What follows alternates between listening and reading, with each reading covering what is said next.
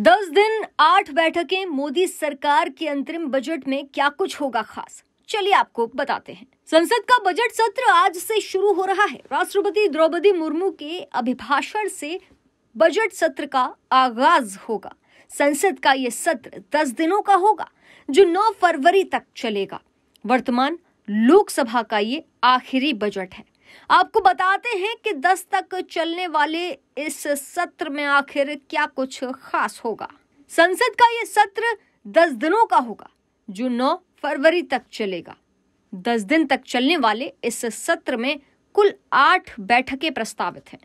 सबसे पहले आज राष्ट्रपति द्रौपदी मुर्मू का अभिभाषण होगा, जो दोनों सदनों के संयुक्त सत्र को संबोधित करेंगी।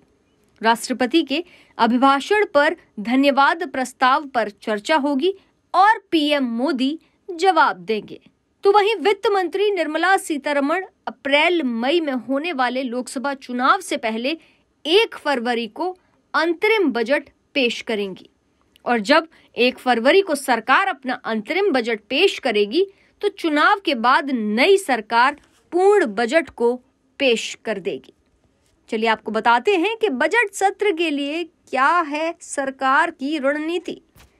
केंद्रीय संसदीय कार्य मंत्री प्रहलाद जोशी ने बताया कि बजट सत्र के लिए सरकार का कोई विधायी एजेंडा नहीं है और उसका जोर राष्ट्रपति के अभिभाषण, धन्यवाद प्रस्ताव पर चर्चा, अंतरिम बजट की प्रस्तुति और जम्मू कश्मीर के बजट पर होगा। कहा कि विपक्षी दलों ने सुझाव दिए थे, क्योंकि ये वर्तमान लोकसभा का आखिरी सत्र है, इसीलिए हमने कहा कि हम उन्हें अगले सत्र में अवसर दे देंगे।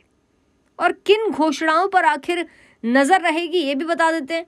वित्त मंत्री निर्मला सीतारमण लोकसभा में 1 फरवरी को वित्त वर्ष 2024-25 का अंतरिम बजट पेश करेंगी। ये उनका लगातार छठा बजट होगा। सरकार के आम चुनाव से पहले पेश किए जाने वाले इस बजट में पीएम मोदी की गारंटी की छाप दिख सकती है।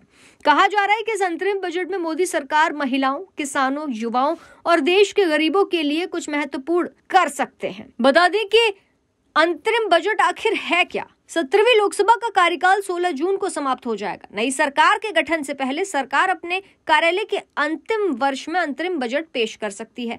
ये एक स्थायी बजट होता है, जो लोकसभा चुनाव के दौरान देश की अर्थव्यवस्था को चलाने में मदद करता है।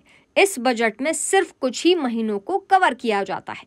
लोकसभा चुनाव के बाद जब नई सरकार का गठन होता है, तो वो पूर्ण बजट को पेश करती है। फिलहाल 10 दिन में 8 बैठकें होंगी और मोदी सरकार के अंतरिम बजट में यही सब खास होगा।